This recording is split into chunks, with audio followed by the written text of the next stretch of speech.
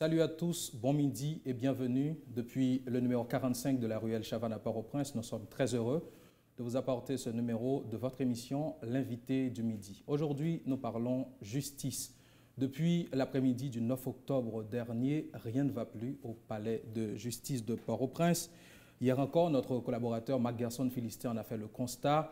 Depuis les locaux de la cour d'appel, en passant par ceux du cabinet d'instruction, les avocats n'ont assisté aucun client. Les hommes de la Bajos continuent donc d'exiger l'arrestation des policiers accusés d'avoir brutalisé des avocats et le greffier du tribunal. Ils réclament par la même occasion la démission du commissaire du gouvernement, Maître Clamé Oknam Daméus. Nous allons donc en parler avec notre invité, le bâtonnier de l'Ordre des avocats de Port-au-Prince, qui est à son deuxième mandat, Maître Stanley Gaston. Bon midi et bienvenue.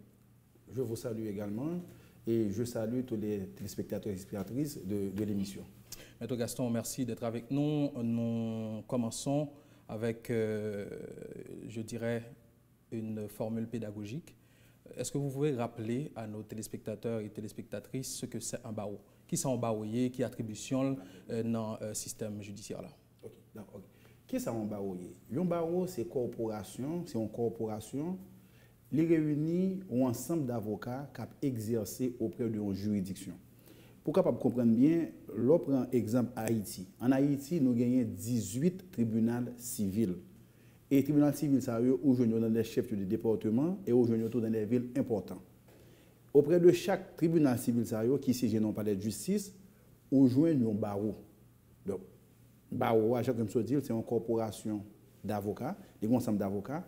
Pour me parler spécifiquement du barreau de Port-au-Prince, le barreau de Port-au-Prince regroupe tous les avocats qui ont exercé auprès du tribunal civil Port-au-Prince, qui est siège dans le palais de justice. Nous avons environ 1500 avocats, mais il y a trois catégories de membres. Il y a des avocats, il y a des avocats militants, c'est-à-dire que les gens payent des cotisations annuelles, ils sont en activité. Pour l'année, nous avons environ 850 avocats qui sont en règle avec la trésorerie. Il y a une deuxième catégorie d'avocats qui sont des avocats stagiaires. Présentement, il y a à peu près une quarantaine, entre 40 et 50. Et il y a l'autre majorité, l'autre groupe d'avocats eux-mêmes, c'est des avocats en incompatibilité, soit que ils sont députés, ils sont sénateurs, ils sont ministres, ils sont consuls. Donc, en gros, ils sont notaires tout. En gros, ils ont exercé une fonction qui doit pas la incompatibilité. Et après, il y a l'autre petit groupe d'avocats qui n'est pas nombreux, bien que nous ayons toujours figuré sous tableau, mais eux-mêmes, ils sont à l'étranger ou bien dans notre secteur d'activité. Donc, qui fait que, grosso modo, au barreau de Port-au-Prince, nous avons à peu près 1500 avocats. Qui sa activité spécifiquement en fonction de configuration barreau panouan, il y a des spécificités qui sa activité aujourd'hui. Et avant que nous prenions fonction avocat, on a les mêmes missions barreau. Barreau il y a plusieurs missions. Mais première mission barreau lui-même là, c'est le garant de l'état de droit. C'est-à-dire que l'institution a marché mal dans le pays avec des violations qu'a fait par rapport à une série de valeurs républicaines, par rapport à une série de principes. Barreau supposé faire tant dévoiler pour capable rectifier le tir. Première mission. Barreau a une deuxième mission qui c'est pour la protection du public. Et c'est la protection publique là que nous plus qu'on est avocat. Surtout l'avocat qui a assuré la défense des justiciables. Ça nous redescend dans le cadre de protection publique. Et dans le cadre de protection publique là tout, Barreau fait des missions d'enseignement et de vulgarisation du droit. Il permettent que nous mettent droit à la disposition du grand public et permettre que nous comprenions mieux tout le fonctionnement de la justice. L'autre mission Barreau a pour mission pour maintenir le prestige profession avocat, aider à développement avocat, sécuriser les marchés juridiques. Et dernière mission Barreau c'est une mission disciplinaire vis-à-vis de ses membres. Ça c'était le rôle du Barreau.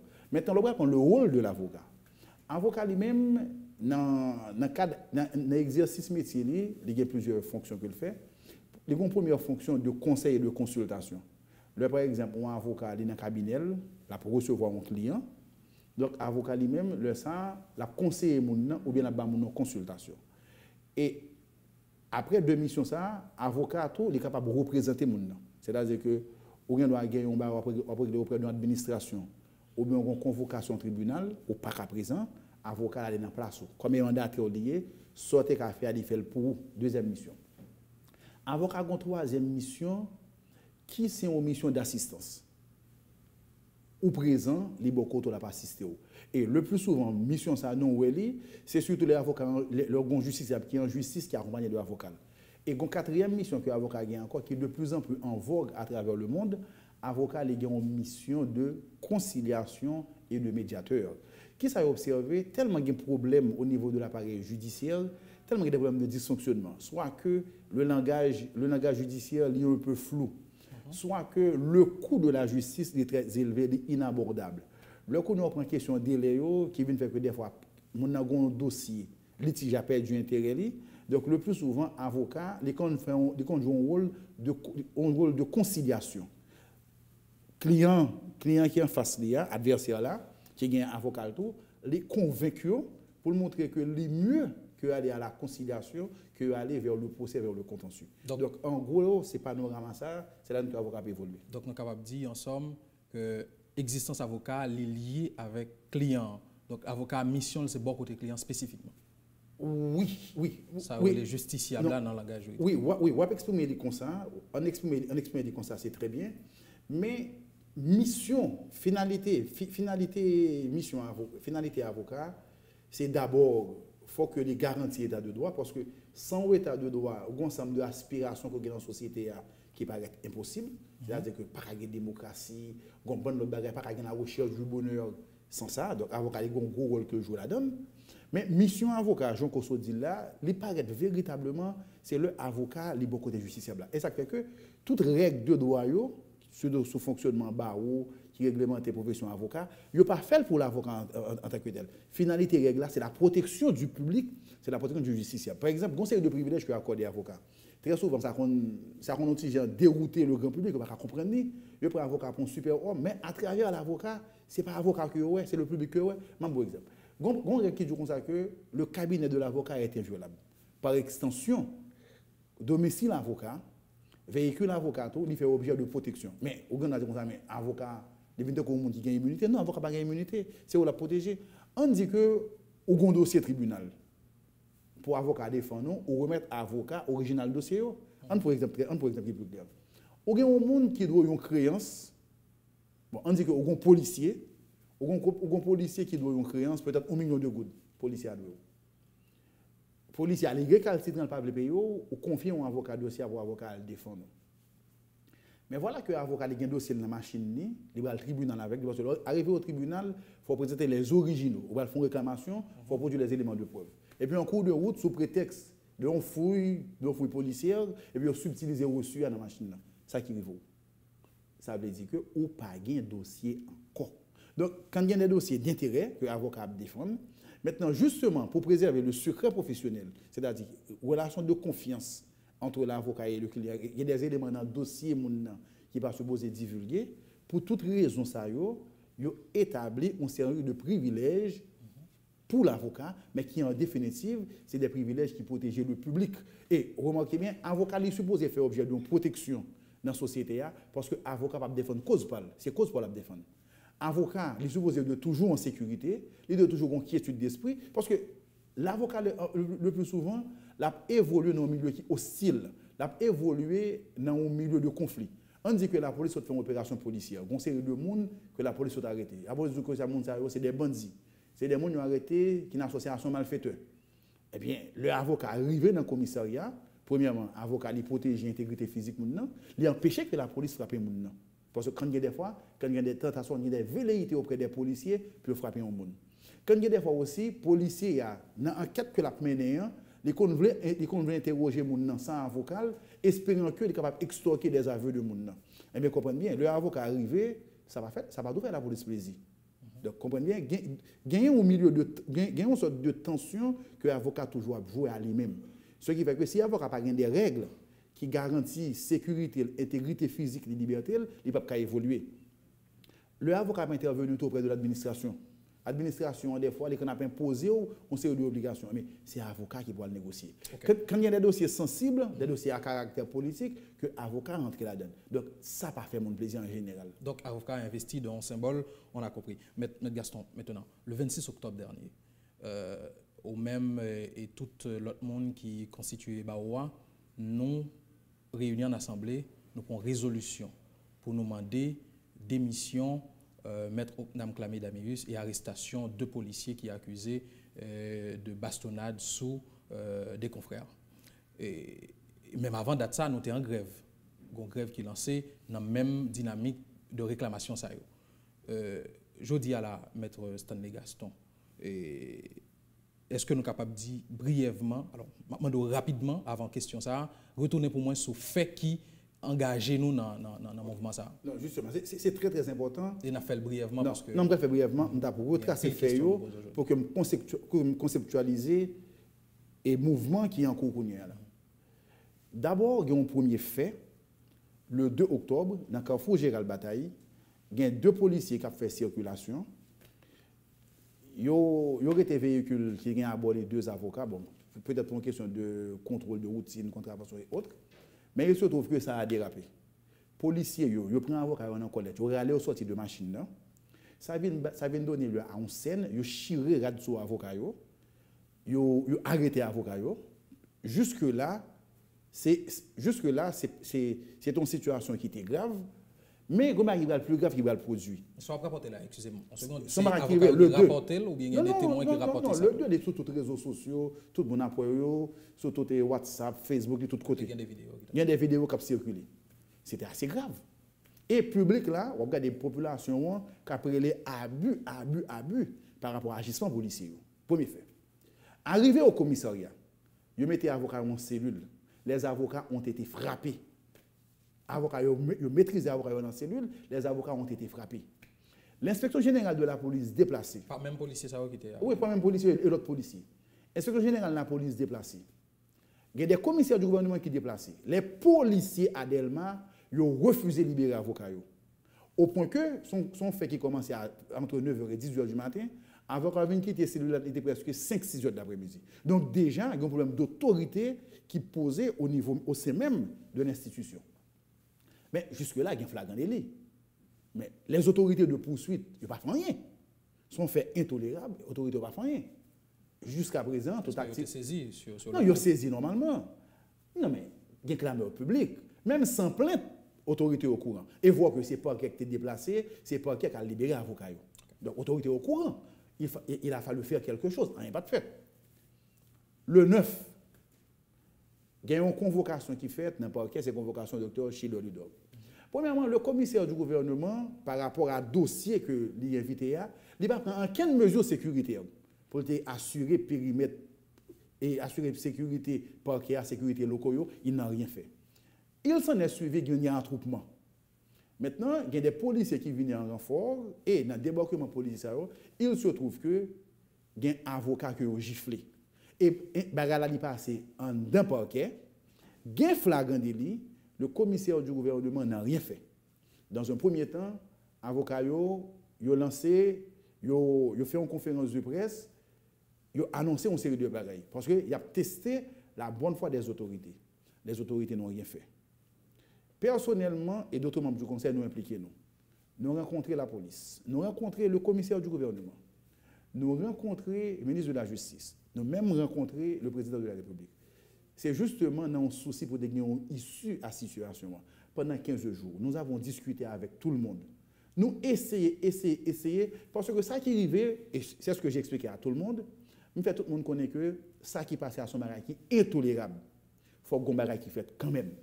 Rien pas fait. Jusque-là, on dit rien pas fait. Il y a 4 jours, une réclamation, c'était que DDOA, en l'occurrence, le commissaire Berson Soljour, il remplacé. Non, nous remplacé l'étape ça déjà. Non, nous dépassé l'étape ça. Parce que comprenez bien. Dans toute situation de crise, au bon momentum à gérer, pendant un temps, il y a des choses qui ont été faites. Maintenant, comme ceci n'a pas été fait, qu'on a un conflit pour l'autre dimension. Question vient pour l'autre dimension, parce que dans la perception avocat, ils sont menacés. Ils sont menacés dans l'exercice de travail. Parce que comprenez bien, ou sur le lieu de travail, je veux dire, on a un studio Caraïbes. Ça veut dire que vous bénéficiez d'une protection. Mais si dans ce studio, ça là, on pas protégé, n'importe quoi qui arrive, on pas travailler. On pas venir pour travailler parce qu'on va avoir une quiétude d'esprit. Donc, avocat, ce n'est pas d'aide de justice liée, c'est la fournir prestations de chaque jour. Voilà que sous le lieu de travail, il vient agresser, il frapper. Personne ne va dire rien. Commissaire du gouvernement, qui c'est un avocat qui a une incompatibilité, il n'a pas réagi. Personne n'a réagi. Ou demander les flagrances, rien pas de fait. Nous arrivons au 26 octobre, rien n'a été fait, et puis c'est après, commencer à des mouvements, des barrages à faire. Non. C'est-à-dire que dans la perception avocat en général, pour qu'il soit capable de continuer à protéger le public, parce que je m'en dire encore, avocat pas travailler pour tête. Finalité avocat, c'est la protection du public. Si sécurité avocat pas garantie, demain matin, on va arrêter quel que soit mon nom, mais avocat, il n'y a pas suffisamment de sécurité, de quiétude d'esprit pour même présenter le commissariat pour la représenter et assister au monde. Oh. Essayons maintenant de regarder le mouvement. Tout avocat qui est dans le barreau Port-au-Prince, qui est donc capable de plaider dans le niveau palais de justice, il est en grève depuis un mois. Non, non, pas parler de grève. Nous parlons plutôt de arrêt des prestations judiciaires. Parce que, comprenez, avocat pas un salarié. Les justiciables ne sont pas assistés pendant cette période, un mois. Oui. Et il y a une grosse conséquence, c'est accentué, il y a un plus gros problème dans le système judiciaire là, la question de la détention préventive prolongée. Il y a des gens qui sont en prison, qui sont devant le juge, qui n'ont pas fini. Mais ça va plus loin, Maître Gaston. L'intégralité avocat, c'est d'assister les gens qui ont nécessité ça. Est-ce que nous sommes conscients de conséquences que ça gagne sur la société? Ok, d'accord. Et on nous prend la question bien. Parce que la question, elle mérite pour que nous insérions nos bagages beaucoup plus global. On nous pose la question autrement. Avocat, il fait partie de l'institution judiciaire. Avocat, ils sont collaborateurs, ils sont agents de la justice. Mais à qui moun n'y incombé, ou bien à qui entité n'y incombé pour la justice? Ce n'est pas à l'avocat. La justice, c'est une fonction régalienne. C'est la mission de l'État de donner la justice. Nous ne sommes pas capables ni de responsabiliser ni de donner l'État. L'État est là pour la justice, pour la sécurité, pour l'assurer santé, pour l'éducation, ça c'est le rôle de l'État. Maintenant, l'État doit tout faire pour créer un climat propice à ce que tout acteur qui est en institution judiciaire là même soit capable d'évoluer. Situation qui arrive sont situations plutôt, s'il y a quelqu'un à reprocher, c'est l'État, ce n'est pas l'avocat. Parce que l'avocat n'est pas là pour la justice. L'avocat a collaboré avec la justice. L'avocat collabore à l'acte de juger. Parce que l'avocat n'a pas un tribunal. Ce n'est pas l'avocat qui nomme juge. L'avocat n'a pas un plan de gestion de la justice. L'avocat n'a pas une politique de gestion et une politique criminelle ou pénale de la justice. C'est le rôle de l'État, c'est le rôle du gouvernement. Maintenant, il y a une crise, il revient au gouvernement maintenant pour faire tout ça qu'il est capable, tout ça qu'il a pouvoir aller, même pour que les dénouer la crise là, pour que les acteurs, d'une manière générale, recommencent le travail. Parce que ça me va souligner pour vous. Le système judiciaire là, son système qui a marché mal et rejoint des crises de manière récurrente. Il y a des fois, c'est greffier qui est en grève pour des revendications, eh bien, ça autorité au fait. Eh bien, autorité qui est crise à pourri dans mes jusqu'à ce que Kounia là gon sorti qui joignent mais qui va résoudre le problème non vraiment. Il y a un certain moment, ce sont les magistrats eux-mêmes qui rentrent en grève. Eux-mêmes c'est pour des revendications salariales, conditions de travail. Je ne dis pas, avocats observent un arrêt des prestations judiciaires parce que les avocats ne sont pas en sécurité. Avocat n'a pas de sérénité, il n'a pas d'inquiétude d'esprit, avocat n'a pas en condition pour le travail. Parce que si avocat lui-même, c'est lui qui est là qui vous représente les justiciables, c'est lui-même qui est là qui vous garantit droit, c'est lui qui porte parole lorsqu'on est en danger, il ne peut pas parler. Si lui-même qui est en droite ligne, c'est lui-même qui est toujours sous le feu de la rampe. Des fois, on va défendre des dossiers qui a scandale, on va défendre des dossiers qui mettent l'opinion publique là en ébullition, mais si ou-même ou pas protégé, des fois vous distinguez un client ou connaît très bien que avocat dans certains cas pas une bonne presse, il y a peut-être deux avocats du diable, etc. Des fois on même envie de chez avocat. Mais si avocat lui-même n'est pas protégé, comment avocat va faire défendre le monde? C'est ça que le monde comprenne. Mais Gaston, écoutez, au début, je vous ai donné l'occasion de mettre en exergue l'importance, toute la valeur de cette fonction au niveau du système judiciaire. Et moi, personnellement, je n'ai rien contre les avocats. J'ai des proches qui sont avocats. Je connais Maître Roux, je connais Maître Olidiep. Et mon petit frère vient d'être gradué en école de droit. Donc, je n'ai rien contre fonction. Mais ça, on va essayer de comprendre. Je dis, il y a une position radicale que certains gens pensaient qu'ils gagnaient du côté du barreau. Et il y a des gens qui allaient même plus loin, qui t'a censé, capable de dire, déterminer en forme de cynisme de la part des avocats un mois d'arrêt de travail. Donc, est-ce qui sont dit à Mounsayo qui pensaient que c'est excessif ce mouvement et que la position est trop radicale? D'abord, je vais inviter Mounio à une lecture lucide de la situation et aussi à un devoir d'information. Gens que nous soulignons là, il y a deux faits à considérer. Il y a un fait qui passe le 2, en situation de flagrant délit, les policiers fautifs qui arrêtent avocat en plein milieu de la rue, qui déchirent les vêtements, qui enferment, qui battent avocat dans la cellule, 4 policiers fautifs, jusqu'à date, on ne va faire rien contre eux. C'est un fait à retenir. Il y a un directeur départemental qui, en plein milieu du parquet, giflé un avocat depuis le 9 octobre, il ne va pas faire rien contre lui. La réaction ferme des avocats est intervenue le 26. Regardez bien pour vous. Regardez pour vous, il y a environ 22 et 15 jours qui écoulés. Et entre-temps, le Conseil de l'ordre a rencontré tout le monde. Nous avons tout mis en œuvre pour résoudre la crise. Maintenant, n'a pas de cynisme. On dénie de responsabilité. Oui, n'a pas de position qui est excessive. Maintenant, on compare les actions qui ont été menées. Qui sont les victimes? Ce sont les avocats qui sont les victimes. Parce que le monde peut mettre des opinions pas victimes eux-mêmes. Mais les avocats ont été victimes. Les avocats ont une situation que pas à travailler parce que pas en sécurité. Donc, et même conscient de ça, on aurait pu immédiatement nous avons une réaction de révolte. Parce que le fait qui s'est passé, c'est un fait révoltant. C'est un fait qui indigne le monde. Nous devons indigner nous immédiatement. On pense aussi qu'il y a un règlement de compte personnel avec Maître Daméus, que certains avocats pas à l'aise avec, même avant ce qui s'est passé. Non, bon, c'est possible. C'est possible parce que c'est en société, mais en réalité, dans fait, c'est que les faits, il y a un déni de justice. Le commissaire du gouvernement, qui c'est l'autorité de poursuite, il n'a pas poursuivi. C'est là toute question. C'est là où le bas blesse. Parce que si le bas a la dérivé, c'est une forme de gestion qui était faite, ne pas ta priver là. Est-ce que vous pensez que le pouvoir en place a un quelconque intérêt dans ce dysfonctionnement? Parce que j'essaie de comprendre aussi pourquoi le chef du parquet, Maître Daméus, n'a pas encore démissionné comme vous l'exigez depuis un mois. Non, je ne suis pas en place personne, je ne vais pas livrer des conjectures, mais seul que je m'ai observé que à qui revient de donner la justice, c'est à l'État. Les avocats ne sont là que pour collaborer. Parce que on ne va jamais oublier ça. Avocats là pour collaborer. C'est le rôle de l'État qui vous baille justice. Nous sommes là pour nous collaborer. Et nous disposons de collaborer. Nous continuons de collaborer avec la justice, mais c'est tout autant que sécurité nous garantit, c'est tout autant que nous avons conditions pour exercer le travail. C'est vous même qui journaliste. C'est vous-même ou journaliste ou là pour couvrir les événements. Mais si chaque jour sous terrain, malheur à privé. Est-ce qu'on a conditions pour couvrir les événements? Est-ce que vous n'avez plus capable de reprocher que la presse n'a pas d'information? Bon, si chaque jour sorti dans la rue, il y a pas de journalistes, il y a tiré sur journalistes. Est-ce que vous avez les journalistes capables de faire travailler? Parce que pas oublier que nous sommes une société. Il y a deux corps de métier qui sont très importants dans la société. Et c'est deux corps de métier qui sont essentiels pour la démocratie. Et ça, quand vous regardez les statistiques, ce sont les deux corps de métier qui sont plus victimes tout.